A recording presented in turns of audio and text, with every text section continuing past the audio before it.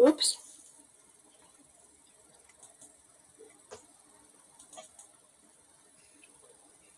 Well, our music's not playing, so we're going to go ahead without it. Sandy, you got a quote for it? Oh, wait a minute. Um, I'm going to welcome everybody to the bridge. And Tash Durkin is with us again. She's been with us before, but she has a special story to tell us today. And we are broadcasting episode 101 right now. So we're and so we're kind of proud of that. And okay, Sandy, have you got a quote? Yes, I do. This is from Aristotle. This is what he shared as far as part of his wisdom. It is during our darkest moments that we must focus to see the light. Okay, nice.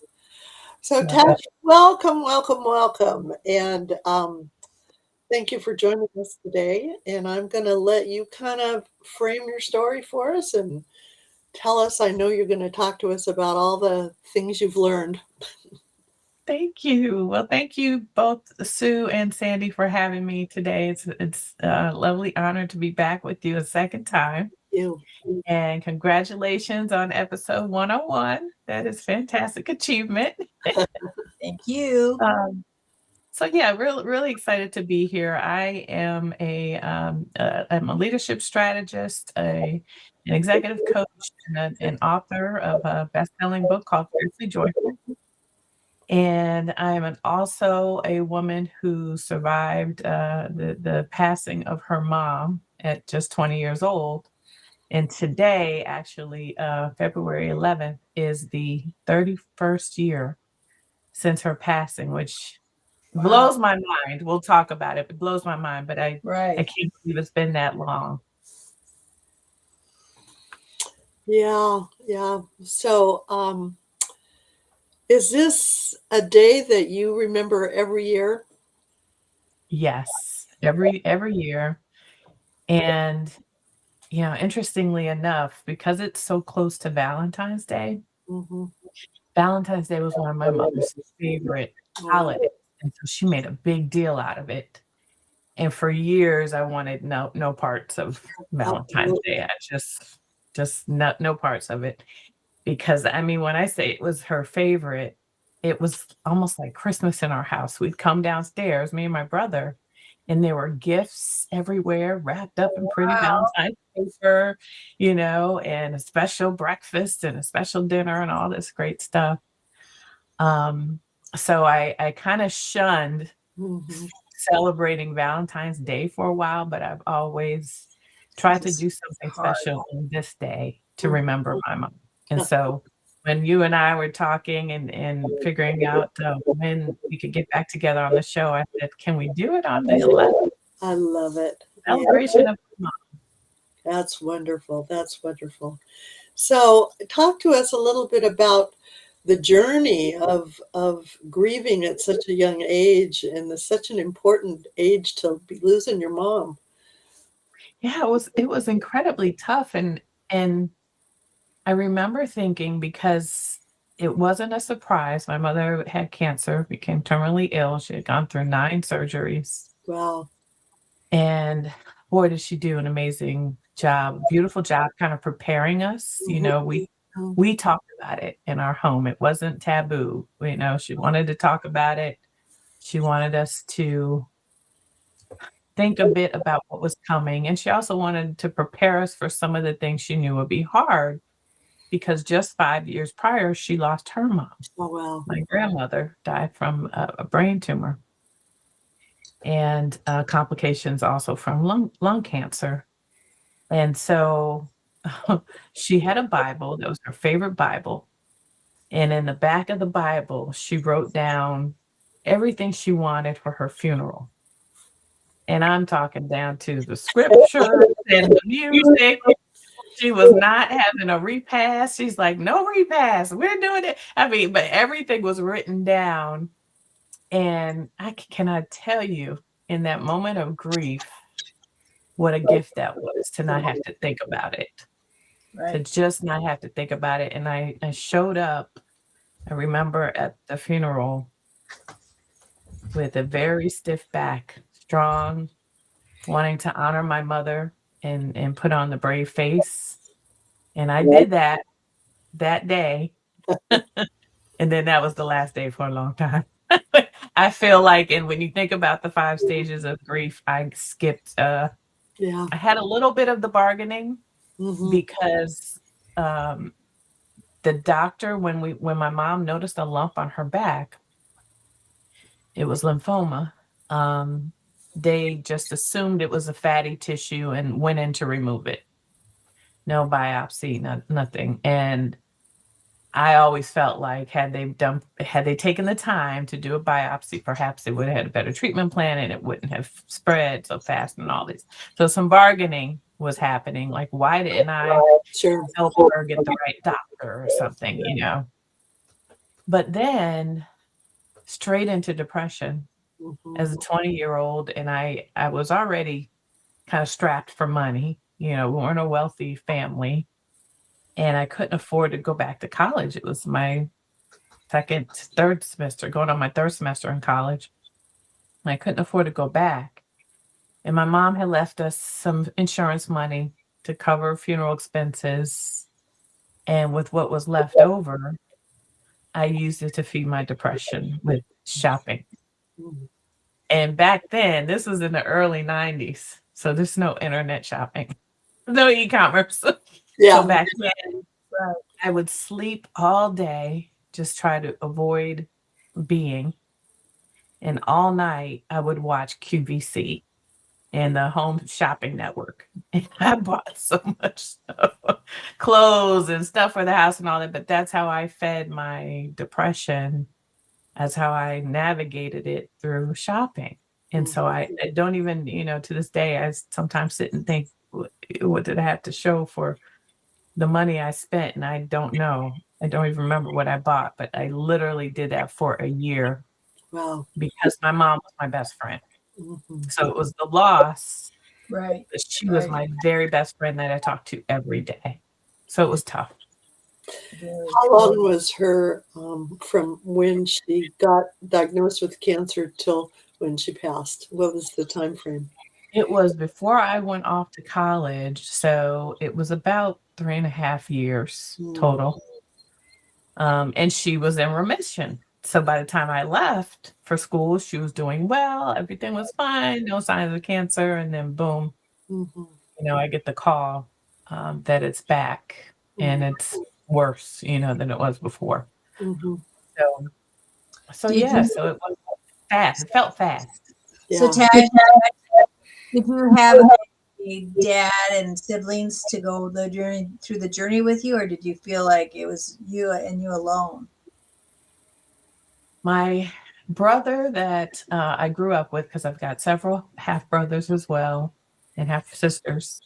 But the brother that I grew up with was in the military, so he was in the Marines, He was gone. um, getting ready to get out. So he was gone. He had been over in Desert Storm, so he was kind of dealing with some struggles while my mom was sick too. Right. And then got out when she got kind of really bad, when she got really sick. And dad, the relationship with dad, there was a relationship, but fairly estranged. Mhm. So very supportive of us. My parents were divorced by that point, and he was living in Jamaica. And we were in Scranton, Pennsylvania. I was in DC in school, and then when I dropped out of school, went back to Scranton, Pennsylvania. So I did feel completely alone. Now, my mother had this wonderful friend circle who, you know, they were there, they wanted to support, and they did. Um, but I remember, now that you asked me that question, Sandy, I remember oh, being very emotional after the funeral was over, and I'm back in DC in my apartment, um, and it's quiet. You know, my brother was living with me at the time, but he was at work this particular day, and I just remember how quiet it was, and I said to myself, "They said they'd be there for me. Where are they?" Right. You know, and it's not like they weren't there, but life Right. was lifing, as we say Yeah. today, right? Life was just going on, and I sure wasn't, as a 20-year-old kid, proactive, reaching out to anybody to Right. say I needed support. Yeah. And they weren't necessarily calling, you Yeah. know. And I remember feeling a little anger there. So I guess I did have some of the anger. Kind of went Sure. along with the depression. Um, Mhm. I'm curious, as you talk about the age that you were, there's so many kids today, a lot of because of COVID, but that are that age and they're pretty depressed. Mm. What was your do you think that there's a difference, and maybe there isn't because it's grief and loss, but a difference between your depression then and how it might have been later? I mean, was it deeper? Was it kind of more disconnected? Do you remember? It's a very good question, Sue. I think it felt almost paralyzing. Mm, It just felt so paralyzing. And I didn't know how I was going to get myself out of it. And I think, you know, how it is when hard times, you start to hit rock bottom. The money ran out, so there was no more QVC shopping. And I had to work again. Like I had to go get a job. And I did, and that's when I got into I became a makeup artist. I went to the mall in what eventually became Macy's. It was a hex store, and got a job work at the Clinique counter. And I was always good in customer service, so they hired me right away. I didn't know anything about makeup, but I learned. It was teachable.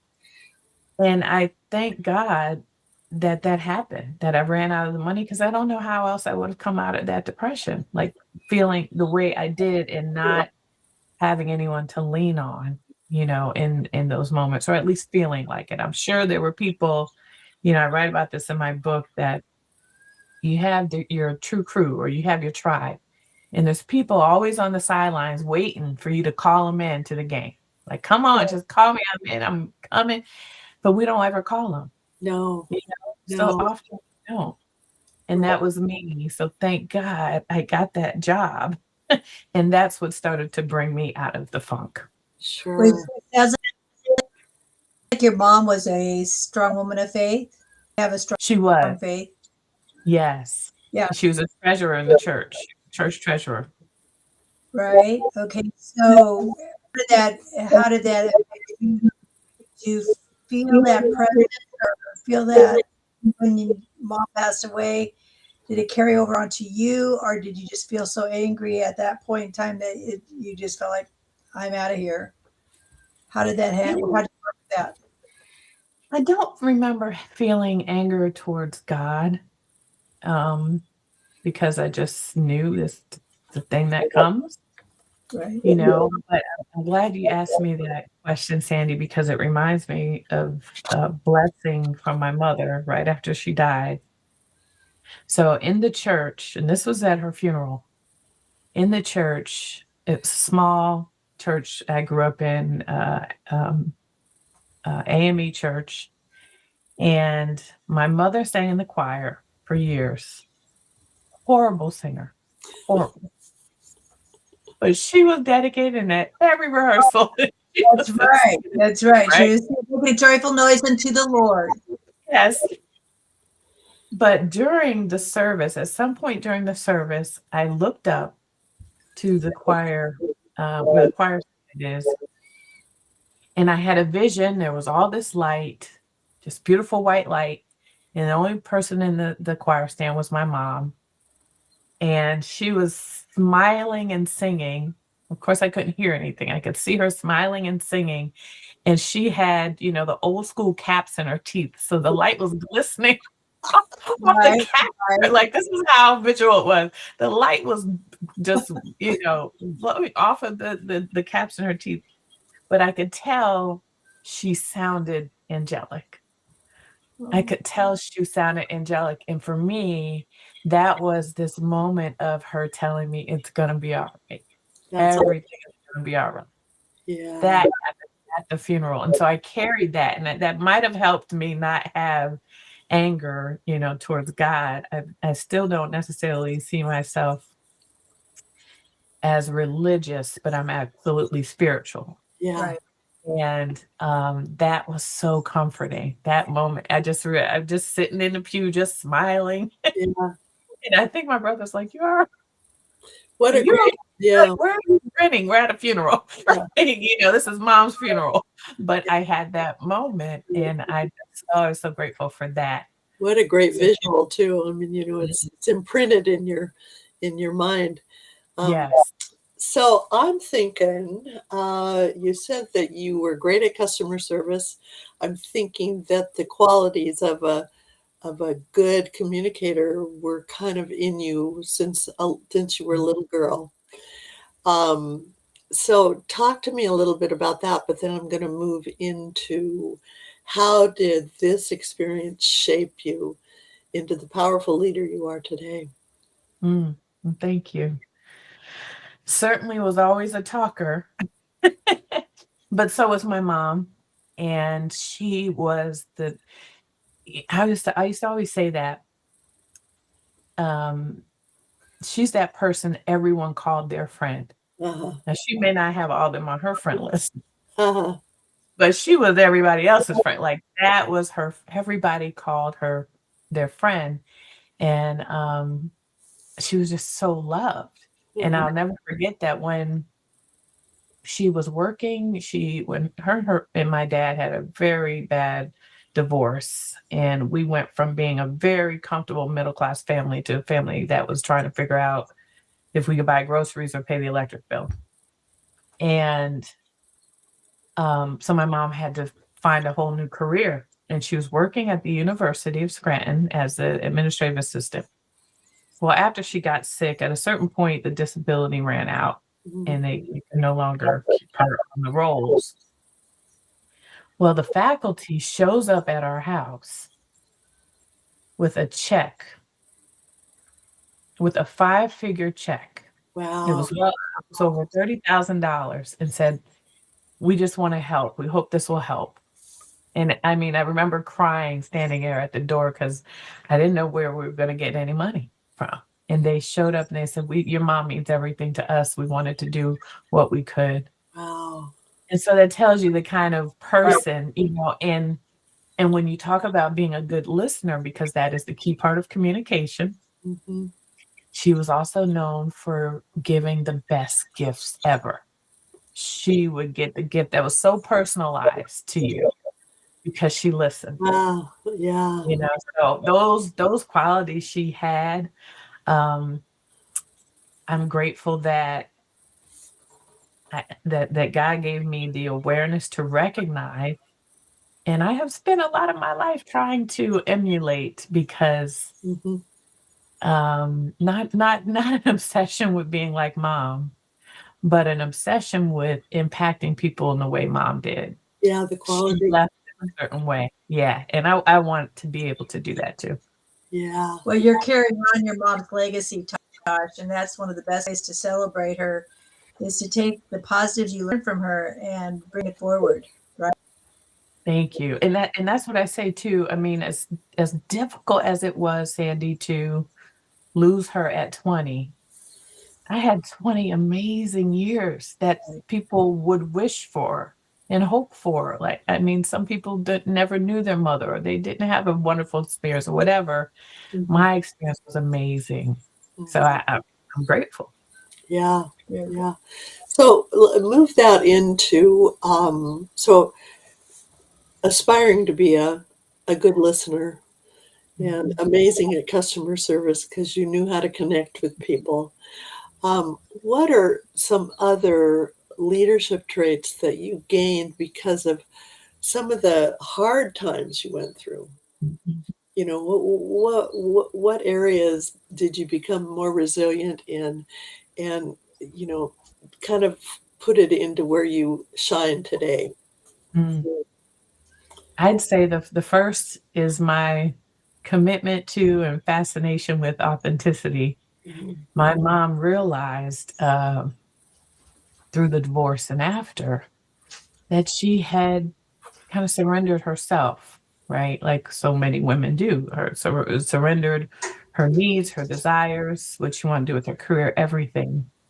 And I'm working on something for a client now. What that comes down to is you are essentially showing up and performing rather than showing up in alignment. You're performing not like you're trying to fool people, but you're performing because you're focused on showing up in the expectations of others, Sure. right? Hmm. And that's what she did for so long. And finally, when she found the space and freedom to be herself, she became even more amazing, which you didn't even think was possible. But Wow. even more people and just more love and more blessings came. No matter how things were, we were always blessed. How hard things were, we were always blessed. And so I wanted that for myself. I wanted to not surrender my wants and my needs and who I was meant to be, because I believe we all have a purpose in this world. And I wanted to live in that. So I've really spent a lot of time doing that and creating space for others to do the same so we can feel good about showing up as who we really are. So, Tosh, tell me the differences between the way you ended up going um, through the grieving process versus your brother. Did you see your brother grieving too in his own way, or were you from parts of the world so you didn't see see the process he was going through? No, I did. That's a great question. He got out of the Marines and was trying to find his way. He had a relationship that didn't work out and then came back to DC and moved in with me. And whew, he was angry. He was the angry one. I mean, he was so angry. And I feel like I even remember him at point saying, mom left us. How could she leave us? Um, but he was just so angry and he struggled to find his way for a good couple years at least. And it then made me angry with him. Right, And we fell out. And I remember feeling like I was taking care of my brother, and I was the younger one. He's 5 years older than me. right, And I was like, I don't have this in me. I'm not doing this. right, Hmm. So I had a conversation with him. He was angry with me, and we kind of moved out, found new places to live and went our separate ways. And he needed that as much as I did, you know. But it's funny because I texted him, earlier today. We we are so close now, yeah, and have been for years, and worked through all of that sort of trauma that we experienced. And I said, "Hey, guess what happened today? It's Mom's Day. We remembering Mom. I had 10,000 followers on LinkedIn today, which is my goal that I've been working on relentlessly since early this summer. And I posted, congratulations. thank you. I've posted 205 days in a row, um, trying to build, a community, Yeah. not a following, but a community. And when I told him about it, because he knew this was my goal, he's like, "Oh, Mom was working overtime to make it happen today." Mhm. So just felt like a beautiful blessing that both that happened today and that I was going to be here with you all to share about Mom as well. So I'm hearing that Mom was So, definitely, oh, we've been calling it a community builder, and it goes kind of right along with servant leadership. Um, so Mom was definitely a community builder. yes, And I'm having a hunch that you have followed in her footsteps or forged your own footsteps, being a community builder and a servant leader. Talk to me a little bit about how you've done that, because I mean, you left your corporate job and Mhm, you mhm, you are an entrepreneur. You jumped off the bridge, so to speak. mhm. Talk to me about community building and how you do it, and because it's really who you are. Mhm. It totally is, and, I don't think I realized until this moment that you asked me that question that absolutely my mother was a community builder, and I'm kind of obsessed with community, and for years, I fought it because I felt this like, there was this responsibility that you gotta do everything by yourself. You shouldn't rely on people to support you so much, right? You gotta figure it out. And when it finally came to head was 3 years ago when I was writing my book, Fiercely Joyful. I'm writing the book or no, let me take a step back. For 10 years before I wrote the book, I talked about writing a book. I didn't write nothing but an outline, Yeah. one little page with some chapter name, barely wrote a word. And I joined a women's executive network, and within that network, many of the ladies were writing a book and told me about this program that is focused on writing in community, and the motto is never write alone. And that got me from talking about writing a book to writing and publishing one in 8 months Wow. because I had community. It's what you needed. It's what I needed, and I just didn't know, and from that moment on, I gave myself permission to acknowledge that I thrive in community in pretty much every aspect of my life, including in business, Uh-huh. and so it's hard being a solopreneur, so I established a community and have a little group I meet with every week. We help each other, we support each other, and then I have others that I, engage with and offer support in my what I've learned over the last several months that I've been full-time in particular, but the community for me is everything, and it lights me up. Good. And so now that I don't fight it anymore, it Right. feels so good. I don't pressure myself, and I don't feel guilt because that's how I am wired. Right. I acknowledge it and I embrace it. That's awesome. And the other piece of what your work is all about is culture building. Yes. And that culture building really kind of starts with our family.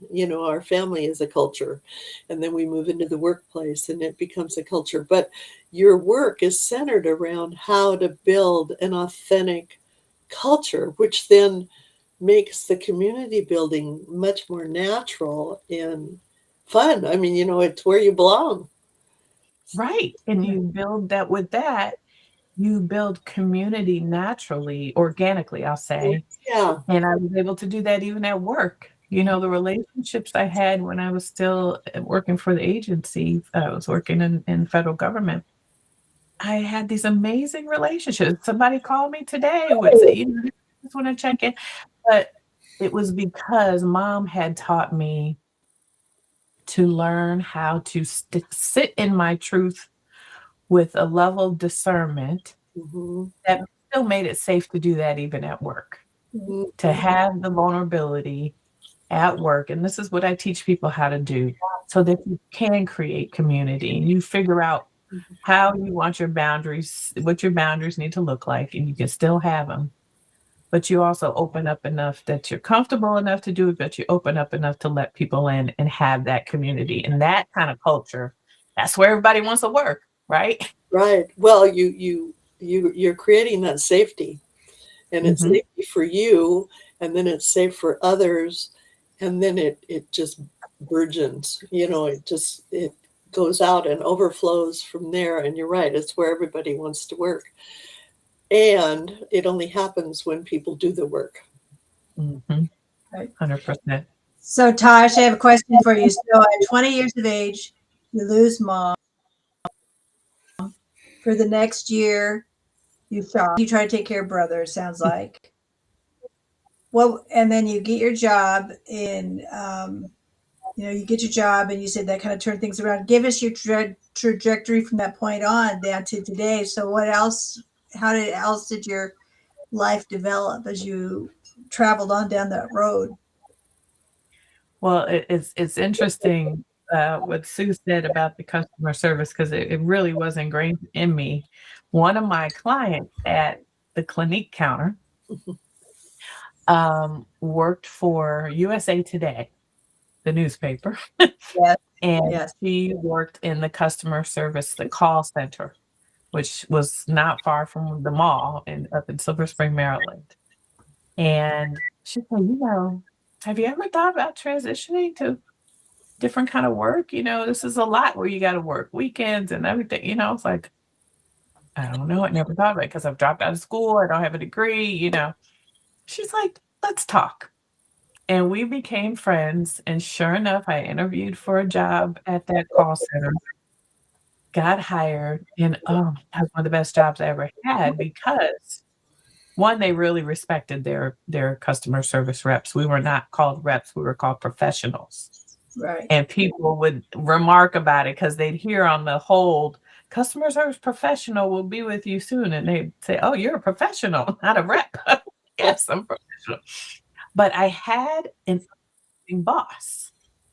amazing boss there. And he said to me, he was just very empowering, down to earth, engaging and connector, but very empowering. And I went to him one day and complained about the training. I'm like, we should be doing some more training on customer service. People don't understand this. Is there any way we can expand the curriculum? He said, yeah, you want to do it? Oh, Not training nobody. I don't know anything about creating curriculum. He's like, well, go figure it out. And I did. And eventually Tash became the training. I think became a training specialist was my title. And I was training the new customer service professionals. And Very mom's up there applauding. Oh, that's awesome. Yeah. And I got like a transfer down to Atlanta, which was amazing. But that was such a huge pivot point in my career because one, he showed me what amazing leadership, empowering leadership looks like. Two, he took a chance on me, gave me the opportunity to rise to the occasion. And I did. Thank God. And from there, it just like more and more opportunities. And when I transferred, I ended up getting a job in telecommunications after that when I left USA Today. And I just kept getting some promotions and ended up back in DC. And I thought I was going to stay in telecom, and do product marketing and launch new, at the time, Motorola phones. But I got back up this way and finally found my way back to getting to school to finish my degree. And that was because I had planned to do poli-sci and become an attorney when I was 18. I was over that by the time I was in my late 20s, and I wanted to become a marketer. Marketing was my thing. And so I did go back to school, and my whole goal was to find a job as a marketer. And so I left telecom to go be a marketing director for a small trade show company in Virginia. Amazing job. Like the best job ever. But let me just tell you, worst boss ever. okay. So I went on the other end of that spectrum. I love my job. I had clients from Spain and Italy and traveled the world, Barcelona, all these things, but wasn't happy with who I was working for, and I left. And that was the thing that then pushed me toward federal service, because I did a couple other contract jobs supporting the federal government.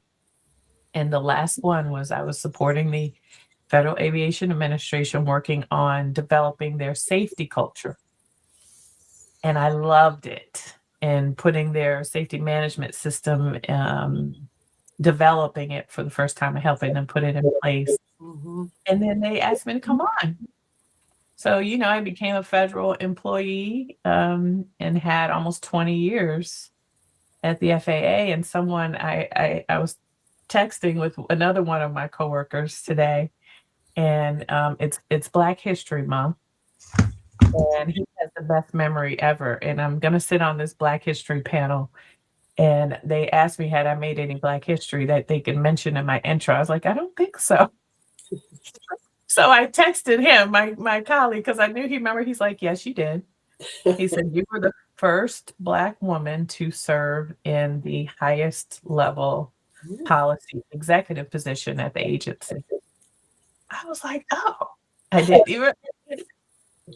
So I went from all that, from the makeup counter, Sandy, all the way to being this high-level executive Yeah, running aviation policy and strategy, to the extent as best I could at the Federal Aviation Administration. that's awesome. You that way back when that first boss really validated you and told you, well, you go create it. That was might have been when you first learned to take a leap. Mm, that's a good point. Yeah, yeah, because that was not the plan, right? And Mhm. I've had numerous bosses over the years, as you say that, who believed in me more than I believed in myself. Mhm. Right. You know, I always knew I was competent where I was, but there was also always a little struggle going to that next thing. Yeah, yeah, And the third time it happened, my boss at the FAA, he saw something in me and he's like, it's time for you to put your name in a hat for some other opportunities. And I was in a pretty coveted position. I was happy. I wasn't looking to go anywhere. He said, no, put your name in the hat for this temporary position. You can do this. I was like, the organization had 350 people. I have never led more than 10. So no. He was like, trust me, you can do it. And so I said no. Well, he put my name in anyway. Jeff Planty. I'm gonna send this to you. It was the best thing Jeff could ever do for me because I loved the job yeah. and I learned I had an ability to contribute much more broadly than I thought. Sure. It was fantastic. Yeah. You know, what I'm hearing over and over from you is accept the fact that you had a bad boss. And a bad boss, I always make lists of what I'll never do when I have a bad boss. But other than that, you found out, you kept getting expanded Mhm. and validated. But the thing that you keep saying is, I loved it. Mhm. Well, Yes. that's why you were good at it. You loved it. You brought the energy into it. And it's so important to love what you do, to be Mhm. passionate about it. And you did that naturally. I'm seeing your vision back in the church with Mama's teeth shining, and those are the little sparkles she's sending out and telling these people, "Hey, take a look at this girl." I love that. Yes.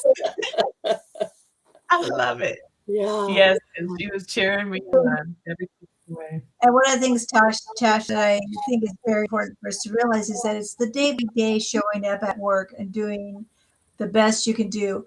I see it a little different with our new generation, our youngest generation. It doesn't seem to be a problem to take the day off and not be there for something that is like, why are you not showing up?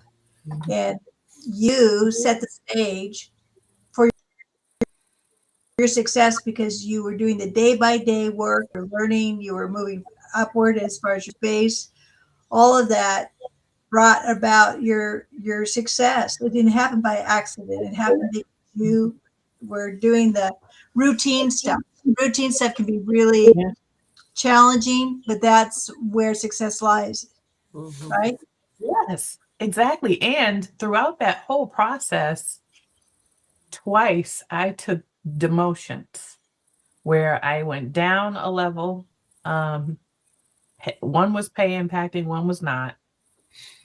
So I could get experience I wouldn't otherwise be able to get. Yeah. And I was just like, I'm just gonna have to suck this up because I really want to get this experience. And lo and behold, that was exactly the experience that set me apart. And so I'm working as a business, background person in this highly technical agency full of air traffic controllers and engineers and maintenance technicians.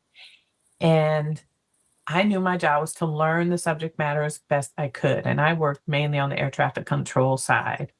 And I'll never forget at one point, I was working with a peer who was a former air traffic controller. And we talked about policy and the rules and how you run an operation all the time.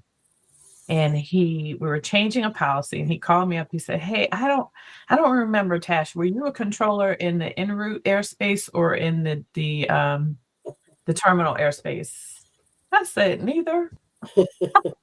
I've never controlled any traffic. But what's your question? I was like, what? You have no how do you understand the policy the way you do?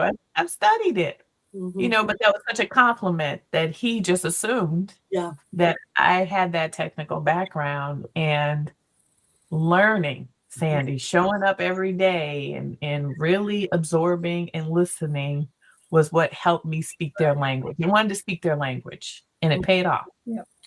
Yeah, and the showing up every day also shows up every day in your connection with other people.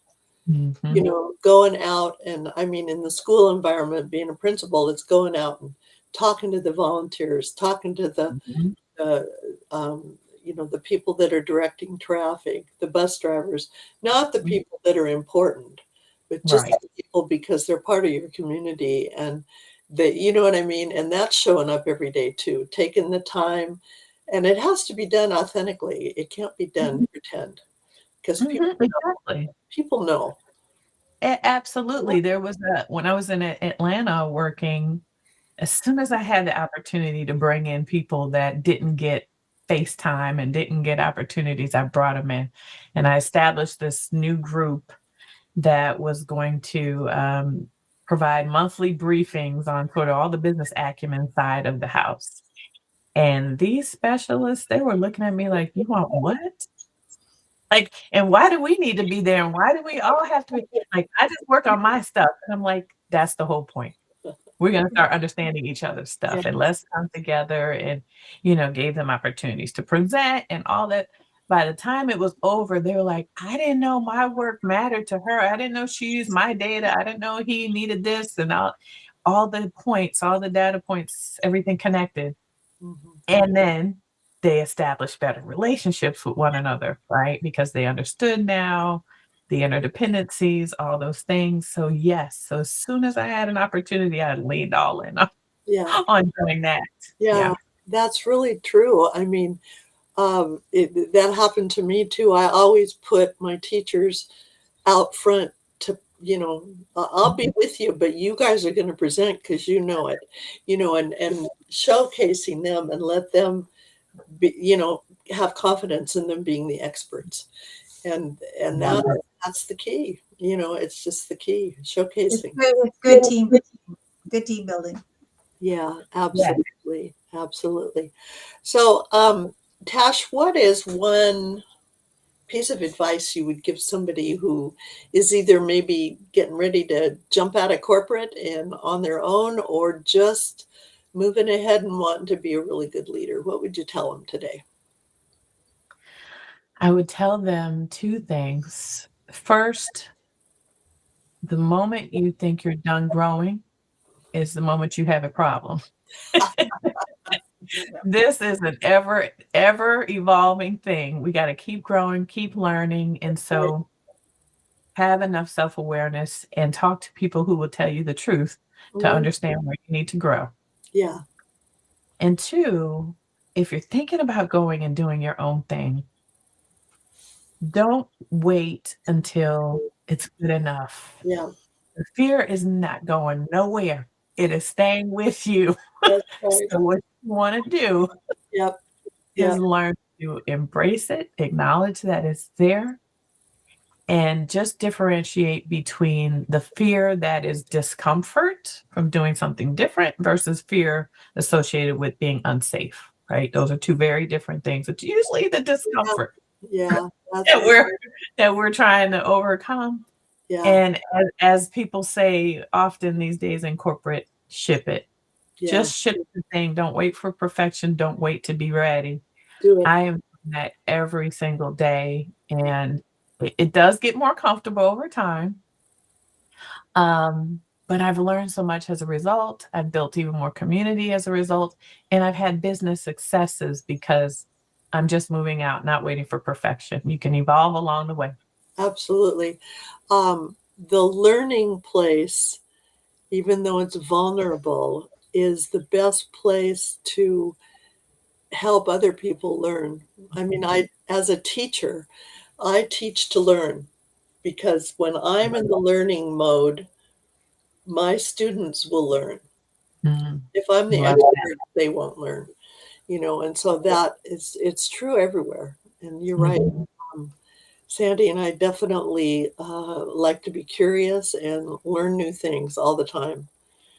And that's certainly what we've been doing this podcast. I can't imagine all that. I want to sit down and interview you two. You guys have learned so many things and talked to so many people.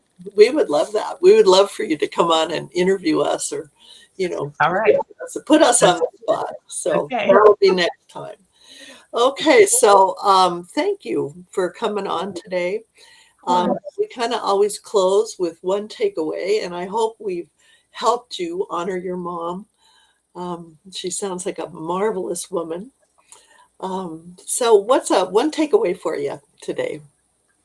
I think the light bulb moment that you helped me with around community and how much my mother did um, in community as well. I mean, it feels good to be showing up in her legacy uh, each and every day. It gives me some warm and fuzzy thinking about it that way. So thank you. Okay, awesome. Sandy, take away. My takeaway is that Tosh kept saying yes. It's Mm. one of those things where we can have opportunity. I remember talking to God one day and saying, so why am I being successful in this stuff and other people that are working for me are not gaining the ground that I am gaining in my everyday world or my career or my life? And he told me in my heart, because you say yes. Oh, Because I love and that. that's exactly what you have been doing is you've been saying yes as you move through your life, finding new ways to show the talent and gifts that you've been given Mm. to make a difference in the community around you. And I think that's awesome. Yeah. And along with that, yes, and then this kind of goes back to your book, Fiercely Joyful, is every job you had, you loved it. I I did. love doing this. I didn't know I loved this, Mhm. Mhm. and that I think that's a key, to enjoy every moment of your life and love what you do. And that perspective, right? That it's perspective. You can choose. That's what's Absolutely. in the book. I talk about that. You get to choose joy. And so I'm determined to choose it every day. Yeah. Yeah. Gosh, joy is different than happiness. We've talked about that before. But joy is a deep seated in your heart, soul. Mhm. It shines through no matter what you're facing versus happiness being something that's going well in your world. You just got a new car or whatever. That's not the same thing. It's totally different. Yep. Yep. Absolutely. I define it as it's an internal, self-generated sense of fulfillment. Right. Mm, And when you generate it from within, can nobody take it away. that's right. Yeah, you really become your own self-validating machine Mhm. because nobody's coming to validate you. You're That's right. doing it Love it. yourself. Yeah. And that's not arrogant. It's just kind of the truth. And I love your truth-telling Tuesdays. Oh, thank you. Anyway, thank you so much for coming on. And I'm going to keep you to that. I'm going to get you on the schedule for another month or two, and you're going to come on and grill us. How's that? We would love Yes. it. Oh, I can't wait. Opportunity. Put us on the hot seat. Okay. All right. Yeah, I would love it. wonderful. Well, thanks again. And I'm going to close us off, but hang on for just a minute for our after time debrief. Okay, Okay. well, bye, everybody. Have a wonderful week and a great And thank Valentine's Day for Tasha's mom. Yes. Thank you. Bye-bye.